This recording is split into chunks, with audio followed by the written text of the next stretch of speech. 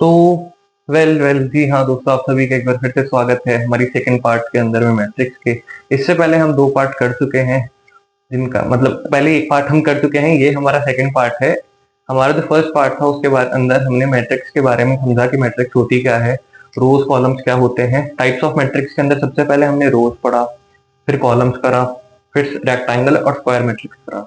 अब जो हमारा नेक्स्ट पार्ट है, इसके अंदर हम स्टार्ट करने वाले हैं सबसे पहले हमारे आइडेंटिटी मैट्रिक्स की। आइडेंटिटी मैट्रिक्स होती क्या है, तो चलिए आइडेंटिटी मैट्रिक्स को देखते हैं। आइडेंटिटी मैट्रिक्स, ठीक है। तो आइडेंटिटी मैट्रिक्स देखने के लिए देखो, जो चाहे स्क्वायर हो चाहे रेक्टेंगुलर हो, कोई सी भी मैट्रिक्स हो, बस होगा क्या, जो हमारी नंबर ऑफ रोज हैं, जैसे मान लो यहाँ पे हम लिख रहे थे पहले 1 2 3 4, ठीक है, और एक मैं साथ के साथ रेक्टेंगुलर वाली बनाते हुए चलता हूँ, 1 2 3 4 5 6, ठीक है। स्क्वायर और रेक्टेंगुलर दोनों मैट्रिक्स हो गई। अब इसके अंदर होगा क्या कि जो हमारी आइडेंटिटी यूनिट वाली मैट्रिक्स है, बेसिकली आइडेंटिटी मैट्रिक्स को आप यूनिट ऑफ भी बोलते हो, यूनिट ऑफ मैट्रिक्स। इसके अंदर होता क्या है, लाइक एक डायगोनल जो बनता है हमारा, डायगोनल का मतलब तो पता ही होगा यार, कि ये 1 0 0 1, मतलब ऐसे जो होगा ये 1 1 1 1 वाली फॉर्म चलेगी। लेट अस सपोज हमने एक 3 वाली मैट्रिक्स बनाई, 3 into 3 वाली, जिसके अंदर क्या होगा 1 0 0 0 1 0 0 0 1। इस मैट्रिक्स को हम क्या बोलते हैं, आइडेंटिटी मैट्रिक्स बोलते हैं या फिर यूनिट ऑफ मैट्रिक्स बोलते हैं, ठीक है। यहां तक क्लियर हो गया। इसके बाद में अब जो हमारा पार्ट है, एक आपके पास में और आती है मैट्रिक्स, जो हम पहले बात कर रहे थे, जिसके डायगोनल मैट्रिक्स, जिसके अंदर क्या होता है, सिर्फ जैसे मान लो आपकी एक मैट्रिक्स आ गई कोई भी, और उसके अंदर क्या होगा, अभी तक हमने आइडेंटिटी में क्या देखा कि यहाँ पे 1 1 1 1 आ रहा था, ठीक है, बट डायगोनल में ऐसा नहीं होगा। डायगोनल के अंदर सिर्फ जो ये वाला पार्ट बन रहा है, इसके अंदर कोई और नंबर होगा, बाकी सब जगह क्या चलेगा, जीरो चलेगा। क्या चलेगा, जीरो चलेगा। ऐसे ऐसे बनेगा। लेट अस सपोज हमने एक मैट्रिक्स ली 1 0 0 0 5 0 0 0 9। अब आपने देखा होगा कि ये सीक्वेंस के अंदर में पहले हमारे पास में आइडेंटिटी में 1 1 1 था, बट इस बार क्या हुआ, हमारे नंबर डिफरेंट हो गए, बट बाकी सारा पार्ट जो है वो स्टिल जीरो वाला पार्ट है। तो इसको हम क्या बोलते हैं, डायगोनल मैट्रिक्स बोलते हैं,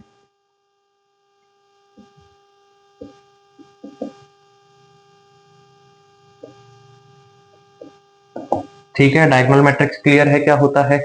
इसके बाद में हमारे पास में स्टिल एक दो मैट्रिक्स के पार्ट्स और बाकी हैं, जिनको हम ट्रायंगुलर बोलते हैं और एक नल मैट्रिक्स बोलते हैं। तो हम उन दोनों पार्ट्स को भी साथ ही साथ अभी कवर करेंगे सेम वीडियो के अंदर में, और इसके बाद जस्ट हम मैट्रिक्स में होने वाले ऑपरेशंस की बातें करेंगे, ठीक है।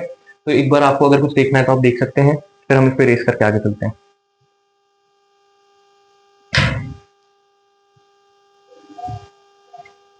तो अभी हम जो बात करने वाले हैं वो बात करने वाले हैं हमारे सबसे पहले नल मैट्रिक्स की, कि नल मैट्रिक्स होती क्या है।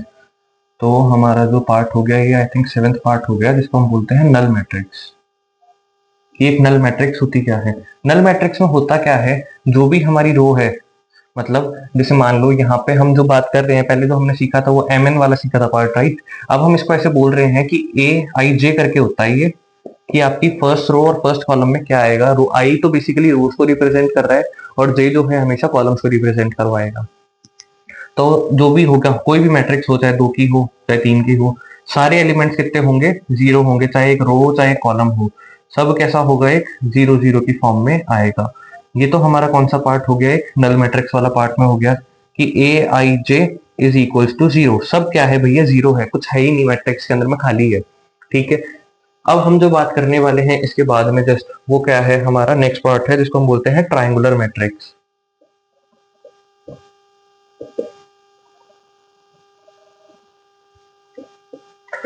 ट्रायंगुलर मैट्रिक्स को हम ऐसा करेंगे, थोड़ा सा आगे चल के सीख लेंगे कि ट्रायंगुलर मैट्रिक्स होती क्या है, ट्रायंगुलर मैट्रिक्स में हमारे पास में आता क्या क्या है, क्योंकि अभी इतना हो गया है हमारा कि हम आगे इनफ ऑपरेशन पे चल सकते हैं।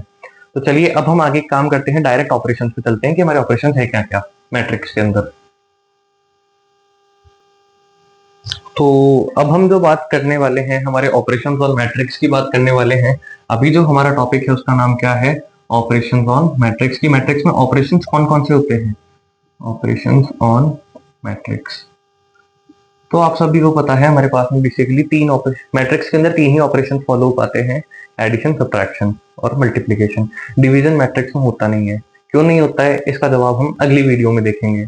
तब तक अगर आपको पता है तो प्लीज आप कमेंट सेक्शन में, अगर चालू हो जाता है तो आप उसमें अंदर बता सकते हैं।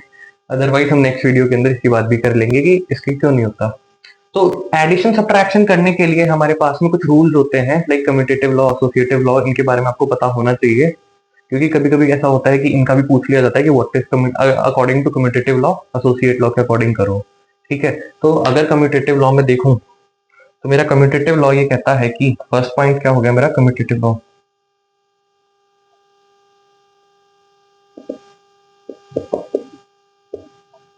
कम्यूटेटिव लॉ ये कहता है कि मेरा a plus B will be equal to b plus A, कि मेरा a प्लस बी जो है वो हमेशा किसके इक्वल होना चाहिए, b प्लस ए के इक्वल होना चाहिए। ठीक है, इसके बाद में मेरा जो सेकंड पार्ट है वो मेरा पार्ट है एसोसिएटिव लॉ का।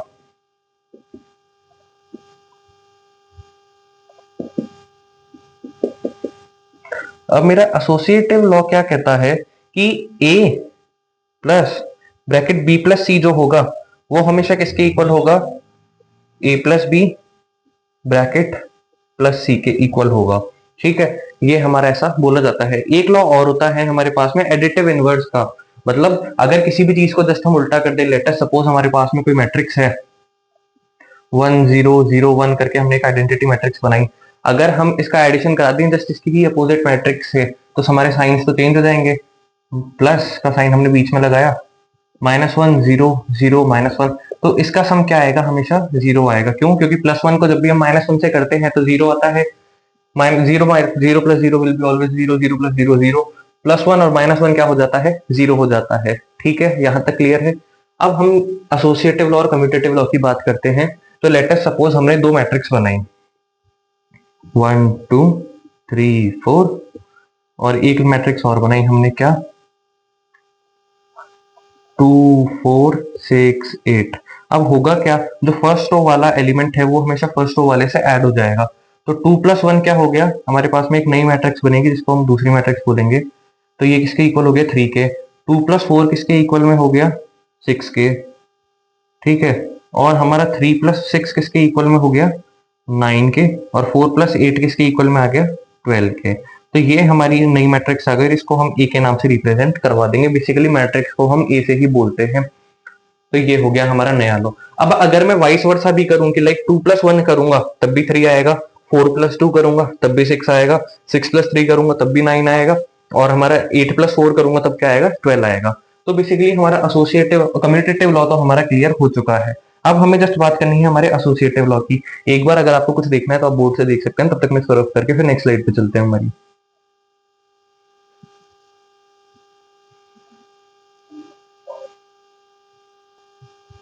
तो अब हम जिस चीज की बात कर रहे हैं वो है हमारा एसोसिएटिव लॉ। तो चलिए एक बार हम साथ के साथ एसोसिएटिव लॉ को भी प्रूव कर लेते हैं कि कम्यूटेटिव लॉ हम ऑलरेडी प्रूव कर चुके हैं।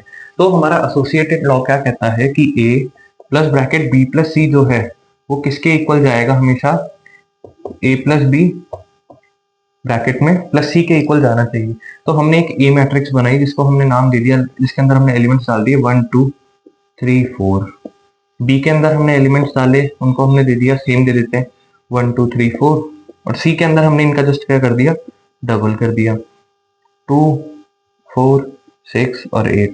तो अब हम हमारे इसको लॉ के अकॉर्डिंग प्रूव करते हैं। तो ए हमने यहां लिखा 1 2 3 4 प्लस, अब हमने यहाँ पे एक बड़ा ब्रैकेट लगाया और इसके अंदर हमने हमारी एक मैट्रिक्स डाली, कौन सी 1 2 3 4, और दूसरी वाली मैट्रिक्स भी डाली हमारी 2 4 6 8।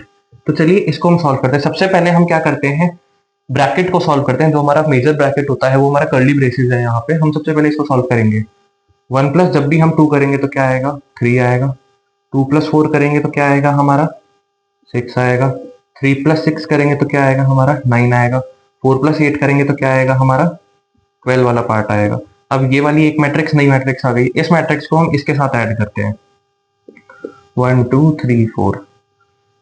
तो 1 + 3 कितना हो गया, 4। 2 + 6 कितना हो गया, 8।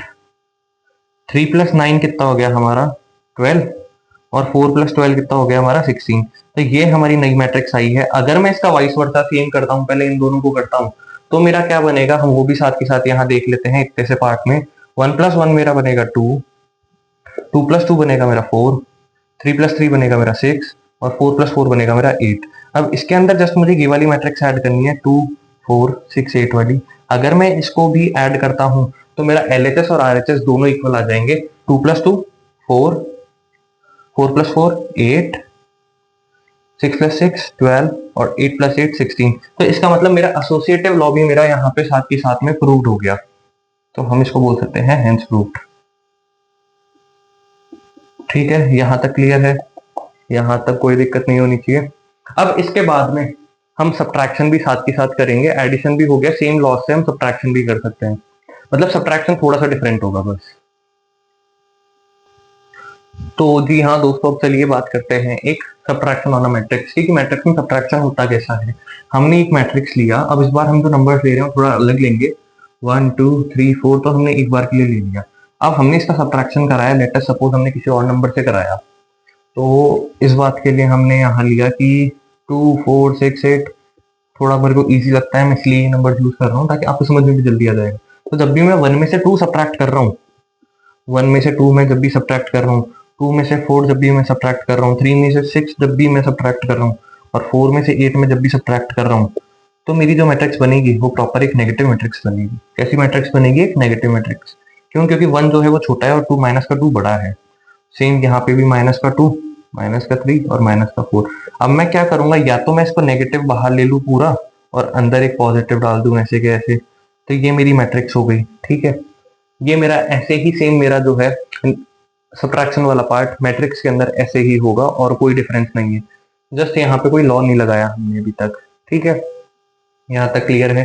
मैट्रिक्स के अंदर सब्ट्रैक्शन एडिशन कैसे होता है ये हमने देख लिया। अब जो हमारा नेक्स्ट पार्ट है उसके अंदर हम देखेंगे कि मैट्रिक्स के अंदर मल्टीप्लीकेशन कैसे होता है, ट्रांसपोज कैसे होता है। ठीक है, चलिए, thank you so much guys.